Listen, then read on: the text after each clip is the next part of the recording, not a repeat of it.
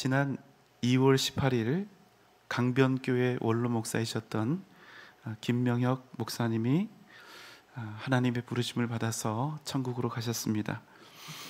이분은 소천하시는 그날까지 전국에 있는 작은 교회들을 순회하시면서 말씀을 전하는 그런 사역을 하셨던 분으로 알려져 있지요. 김명혁 목사님은 1937년 도쿄에서 태어났습니다. 하지만 목사인 아버지를 따라서 북쪽에 있는 신의주 평양에서 어린 시절을 보냈습니다. 자, 이 말은요, 이분이 어린 유년 시절 일제 강점기뿐만 아니라 공산주의와 6.25를 몸소 겪었음을 뜻하는 것이지요. 1947년 신의주에서 살다가 평양으로 이사합니다. 평양에 있는 서문박 교회로 아버지가 임지를 정하신 것입니다. 하지만 아버지는 공산주의와 절대로 타협하지 않았기 때문에 곧 감옥에 투옥되었습니다. 이 어린 아들이요, 아버지가 너무나 보고 싶으니까 아버지가 갇혀있는 그 감옥 담장 밖에서 노래를 부릅니다. 듬북 듬북 듬북새 논에서 울고 뻐꾹 뻐꾹 뻐꾹새 숲에서 울제 우리 옥바말 타고 서울 가시면 비단 구두 사같이 고 오신다더니 아버지를 볼 수 없는 아들이 노래를 부르며 아버지를 부릅니다. 아버지, 아버지. 이 어린 명혁이는 평양 제5인민학교를 다녔는데 수없이 많은 벌을 받고 정학을 당했습니다. 왜요? 주의를 지켰기 때문에. 공산주의 아닙니까? 예수 잘 믿는 아버지 덕에 집안은 망하고 온 가족이 환난을 당하게 된 것입니다. 그렇지만 어린 명혁이는 주님을 원망하는 대신에 아버지가 걸어갔던 그 길을 따라서 더욱 주님을 붙잡습니다. 어떻게 되었을까요? 어린 명혁이가 그렇게 하면 할수록 이 어린아이에게 더 큰 핍박과 박해가 가해졌죠. 아버지는 얼마 후에 평양 외곽에 있는 사동 탄광에 투옥되어서 중노동을 하게 됩니다. 그때 11살, 우리 나이로 하면 초등학교 4학년 아닙니까? 이 어린 명혁이가 엄마와 함께 아버지를 면회를 갑니다. 그때 명혁이가 아버지에게 이런 말을 해요. 아버지, 여기서는 주일 성수하기가 너무 힘들어요. 주일 성수하며 제가 더욱 바르게 신앙생활하기 위해서 남쪽으로 가겠어요. 아버지 눈에는 너무나 어린 핏덩이 같은 아들이 아닙니까? 하도 기가 막혀서 이 아버지가 아들을 한참 동안이나 물끄러미 쳐다봅니다. 한참 만에 아버지가 대답을 하죠. 그러면 가거라. 옆에 있던 어머니의 마음이 무너져 내립니다. 어머니, 저 남쪽으로 가겠어요. 아들이 없이는 단 하루도 살 수 없다던 어머니가 아들의 말을 듣고 통곡하며 말합니다. 그러면 가거라. 보따리 하나 등에 짊어지고 삼판선을 넘는데 인민군에게 발각이 됩니다. 그러나 이 명혁이가 목숨을 걸고 남쪽으로 죽도록 달려서 남하를 하게 되죠. 그때 하나도 두렵지 않다고 해요. 왜요? 하나님을 내가 바로 믿고 예배하기 위해서, 아버지 따라서 내가 좋은 목사 되겠다는 분명히 있었기 때문에 전혀 두렵지 않았었다고 합니다. 그가 남쪽으로 내려와서 신앙의 자유를 누립니다. 마음껏 예배하고 마음껏 기도하고 마음껏 찬양할 수 있음에 감사했습니다. 그러나 이 어린 소년이요, 엄마 아빠가 너무나 보고 싶고 그리워서 밤마다 울고 또 운 것입니다. 아버지는 1950년 결국 순교의 제물이 됩니다.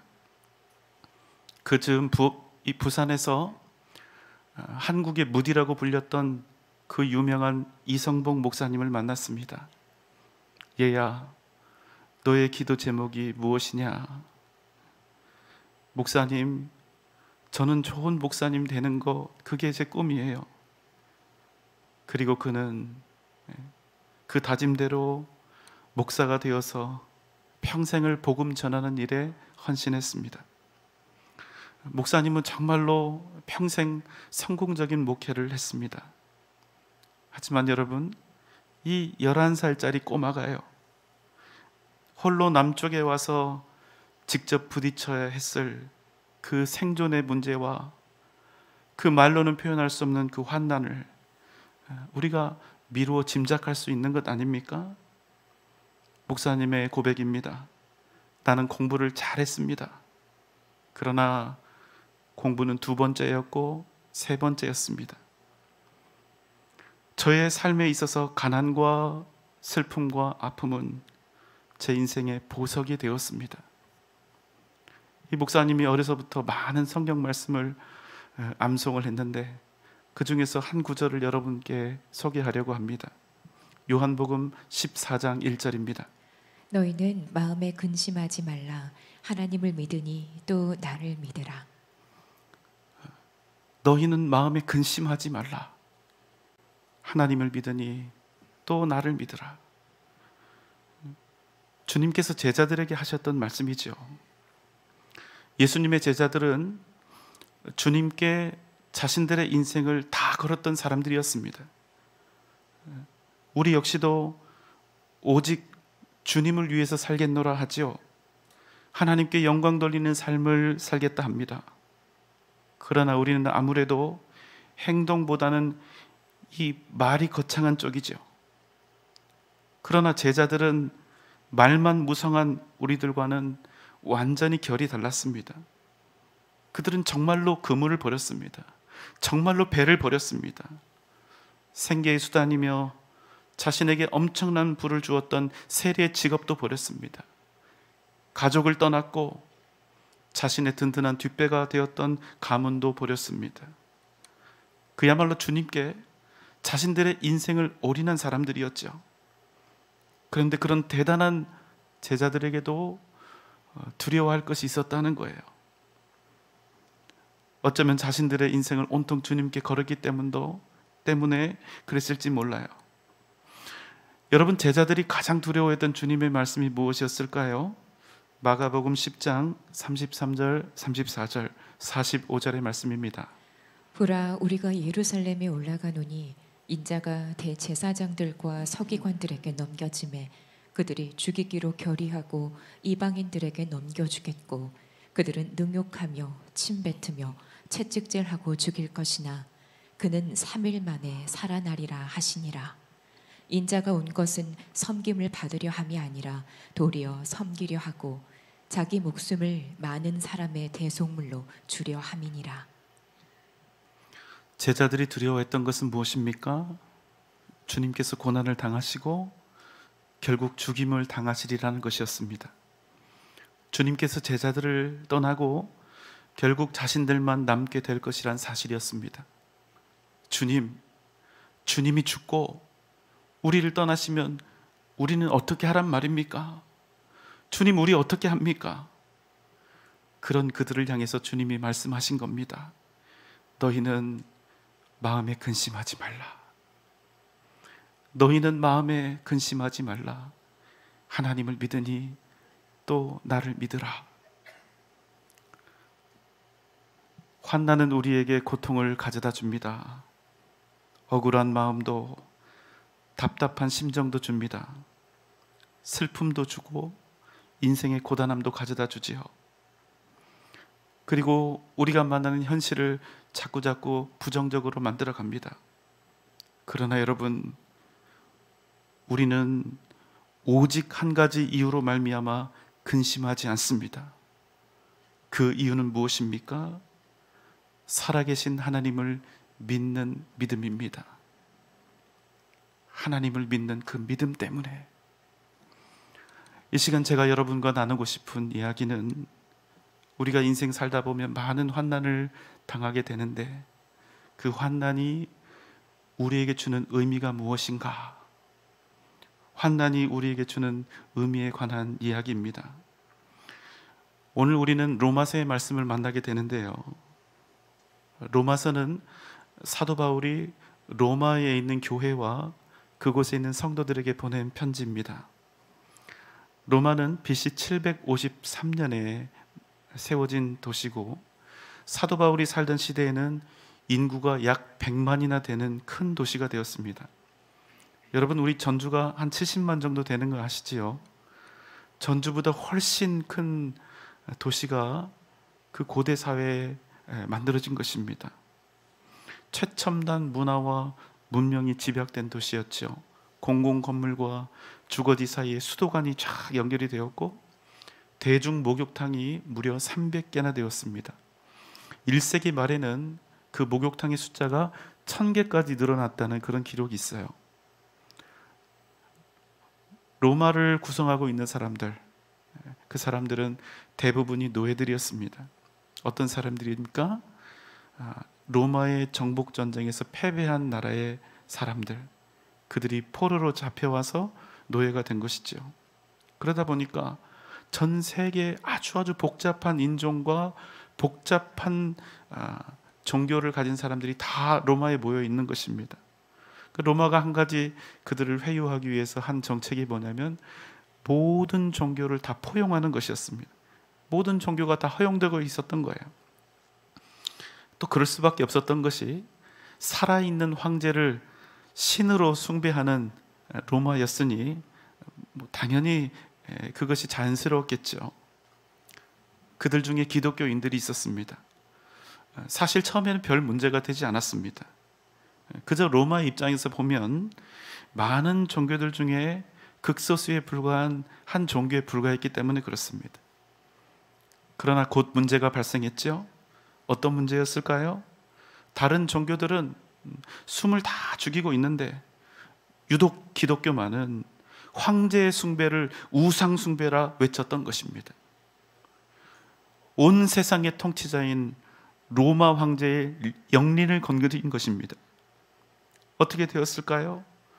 기독교는 곧 박해의 대상이 됩니다. 여러분, 참 눈치가 없지요? 그냥 잠자코 있으면 오히려 로마의 보호를 받았을 것입니다. 사실 여러분, 지금도 우리가 마찬가지 아닙니까?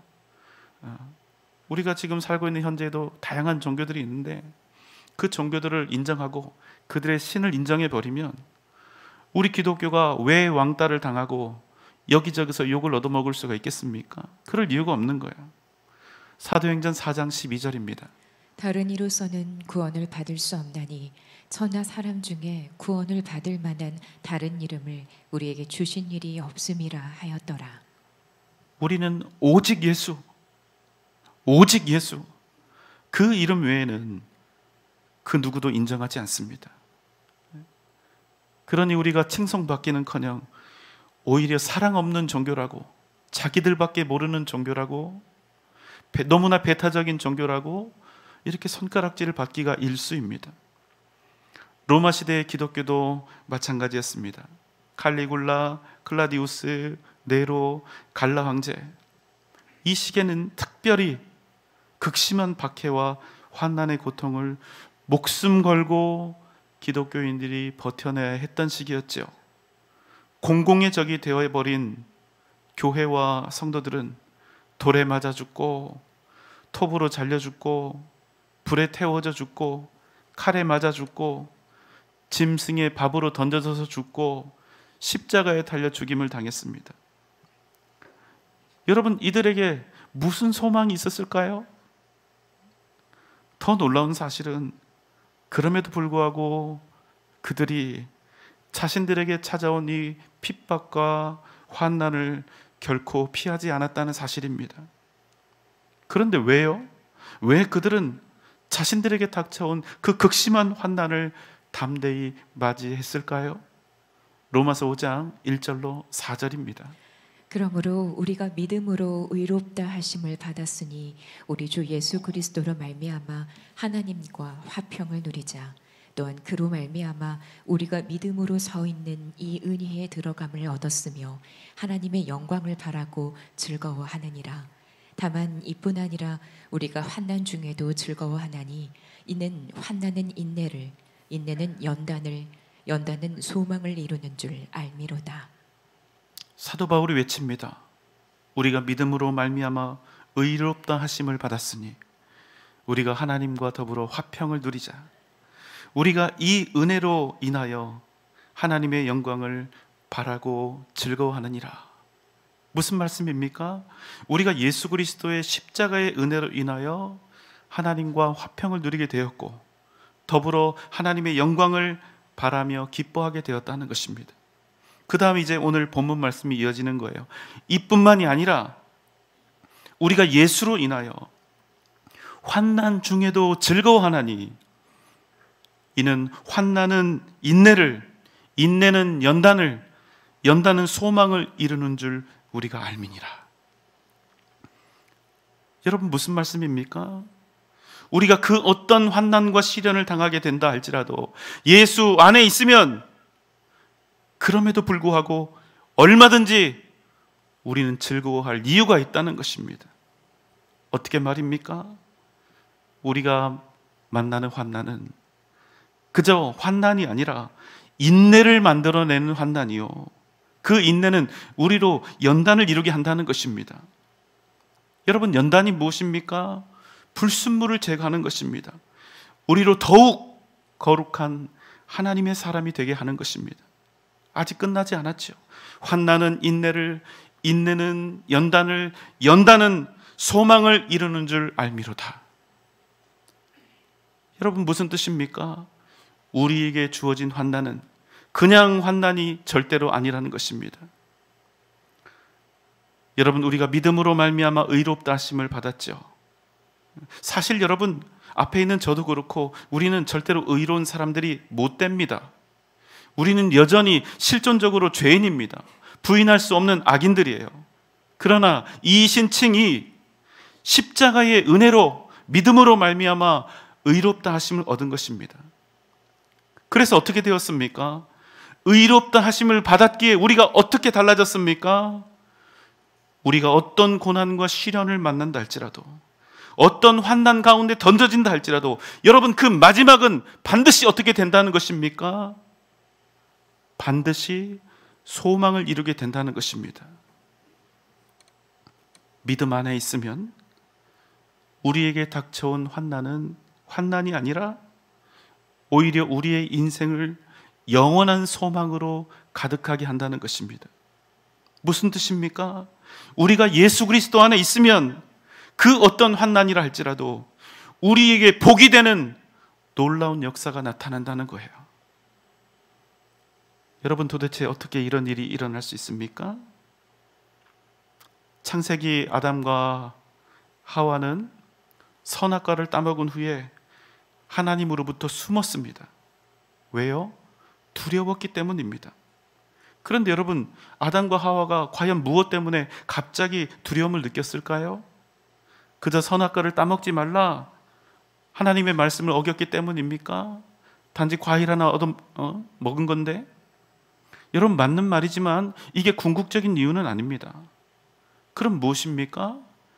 그들이 범죄했기 때문입니다. 그들이 죄를 자신들의 존재에 품게 되었기 때문입니다. 그래서 어떻게 됩니까? 그들이 이제 거룩하신 하나님 앞에 결코 설 수가 없는 존재들이 된 것입니다. 여러분, 죄는 아무리 작다 할지라도 반드시 죽음을 가져옵니다. 그래서 그들이 범죄한 후에 두렵게 된 것입니다. 여러분 한번 생각해 보십시오. 이 세상을 지으신 창조주 하나님, 온 세상의 유일한 주권자이신 하나님 앞에서 두려움을 느낄 수밖에 없는 사람이 있다면 그 사람에게 소망이 있을 수 있겠습니까? 과연 그 거룩하신 하나님으로부터 어떻게 피하고 어디로 피하고 과연 어디에서 그가 인생의 안식을 얻을 수 있겠습니까? 여러분, 그래서 두려운 것입니다. 그래서 그 인생의 절망이 찾아오는 것입니다. 죽음을 피할 길이 없기 때문입니다. 눈에 보이는 좋은 일, 결코 좋은 일이 아닙니다. 좋은 것들로 배부르게 먹고 좋은 집에서 등을 따숩게 해도 아무런 소용이 없습니다. 왜요? 결국은 영원한 죽음과 저주의 심판대 앞에 서야 하기 때문에 그렇습니다. 여러분, 바로 이 부분, 예수를 믿음으로 인하여 이 부분, 우리의 존재가 바뀌는 것입니다. 예수님이 우리의 죄를 대신 지고 십자가에 달려 그 생명의 값을 다 치르심으로 말미암아 비록 우리는 여전히 부족한 죄인들이지만 그럼에도 우리가 의롭다 칭함을 받는 것입니다. 우리의 존재가 달라집니다. 실존은 죄인인데 법적으로는 더 이상 죄인이 아니라 의인이 된 것입니다. 그래서 여러분, 우리의 미래가 달라졌습니다. 우리의 존재가 달라졌고 우리의 인생이 달라지게 된 것입니다. 담대히 거룩하신 하나님의 보좌 앞에 나아갈 수 있게 된 것입니다. 너무나 두려워서 피할 수밖에 없었던 그 거룩하신 하나님을 향하여 아버지라 부르며 영원한 하나님의 그 나라, 하늘나라의 소망을 품게 된 것입니다. 여러분, 한번 잘 들어보십시오. 예수가 없는 사람에게 닥쳐온 환난은 어떤 의미일까요? 철저히 환난입니다. 그 환난을 극복해도 환난이고 계속 당하고 있어도 환난입니다. 왜요? 환난을 당하든 당하지 않든, 환난 속에 있든 그 환난을 극복했든 그 모든 것들이 아무런 의미가 없기 때문입니다. 왜 그렇습니까? 그 끝이 똑같기 때문에 그렇습니다. 그 끝이 어떻게 그렇습니까? 영원한 심판과 죽음이 기다리고 있는 것입니다. 무슨 말씀입니까? 죄의 문제를 해결하지 못한 이의 삶은 그 자체로 절망이고 아무런 소용이 없다는 거예요. 왜요? 결국 영원한 사망에, 영원한 죽음에 떨어질 인생에게 그 어떤 소망도 있을 수가 없는 것입니다. 그러나 여러분, 예수가 있는 자가, 예수를 가진 자가 당하는 환난은 과연 어떤 의미입니까?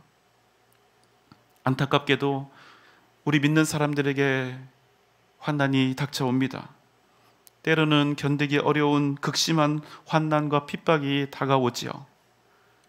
그럼 우리 어떻게 합니까? 인내합니다. 그런데 여러분, 어쩔 수가 없어서 인내하는 것이 아니라 우리는 꿈을 꾸며 인내합니다. 승리를 기다리며 인내하는 것입니다. 그 과정 속에서 우리는 연단을 이루어가게 됩니다.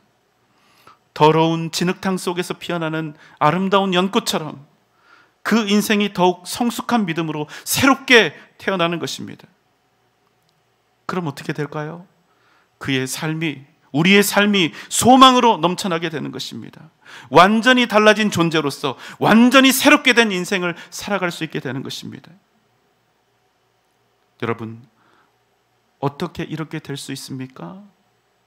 예수가 있는 환난은 죄인이 당하는 환난이 아니라 의인이 당하는 환난이 되기 때문입니다.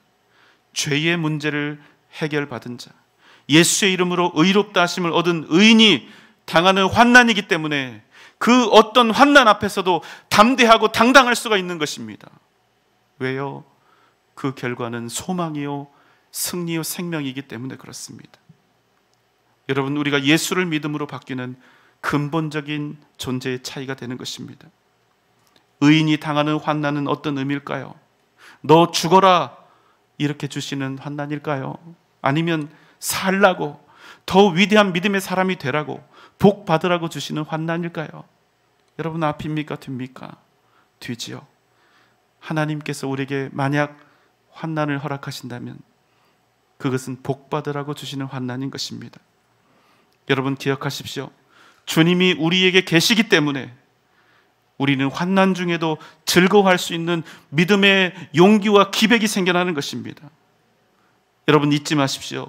우리의 믿음은 세상을 이길 만큼 능한 힘이 있습니다. 우리의 믿음은 죽음도 굴복시키는 능력 있는 믿음인 것입니다. 어떤 환난과 역경이 우리에게 닥쳐온다 할지라도 믿음으로 다시 일어나 굳건히 서서 주신 사명을 감당하며 복된 삶을 살아가는 여러분 되시기를 주님의 이름으로 소망합니다. 로마서 8장 18절입니다.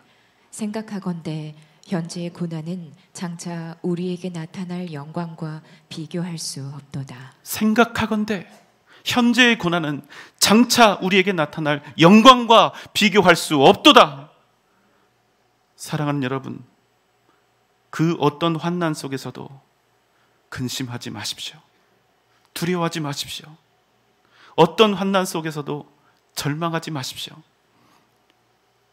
우리에게 나타날 영광과 승리를 오히려 기대하십시오.